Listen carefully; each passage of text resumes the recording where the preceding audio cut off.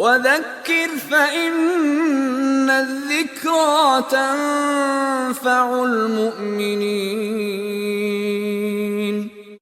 So Allah says, this, the beauty that I was saying, we get excited when we see something gorgeous around. There is nothing, wallahi, it is zero, nothing, nil, naught. Imagine the one who created the skies and the earth and everything beautiful and gorgeous, from the sceneries to the human beings to everything else, and all the planets and everything that's flowing and whatever has come, anything in the entire creation. Who made it? You're going to see Him. Allahu Akbar, Allahu Akbar. Who made me, you, your eyes, your teeth, the pixels, everything? We want to meet Him and we will meet Him. That will be the biggest ever gift that anyone could ever have. And it's going to be over and above what Allah has promised me and you, and what you'll be happy with.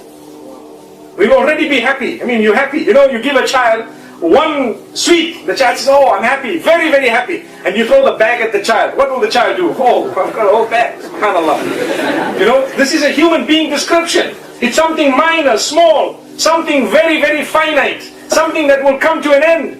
With Allah, it's infinite. There's no stopping. And you meet Allah, may Allah subhanahu wa ta'ala grant that to us. And may He, you know, the hadith speaks of a beautiful word, لَذَّةَ النَّظَرِ لَذَّةَ النَّظَرِ إِلَى لِقَائِكَ. Oh Allah, grant us the sweetness of looking at you, Ya Ilah al-Alamin. Oh Allah, grant us the sweetness. It means it's going to be so sweet to the eye to look at Allah. Imagine, if you think things are gorgeous here and it's sweet to the eye and you're looking at it, look down, my brother. There is Allah that you need to look at, that will be the true sweetness of your eyes.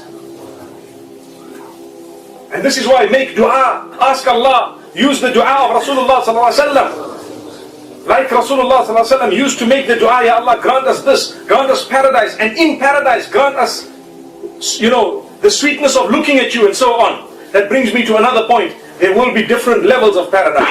One narration makes mention of 100 levels of paradise. And the top will be for the top. Not to say that the bottom are bad people, but the levels. It depends how hard you work, subhanAllah. What rank you've achieved, how much you really love the Anbiya. We heard moments ago, you love him, you prove that love for him, you achieve that rank, subhanAllah. You achieve that rank. May Allah make us from amongst those who do not merely pay lip service to the love of Rasulullah sallallahu alaihi wasallam, but we really become those who understand.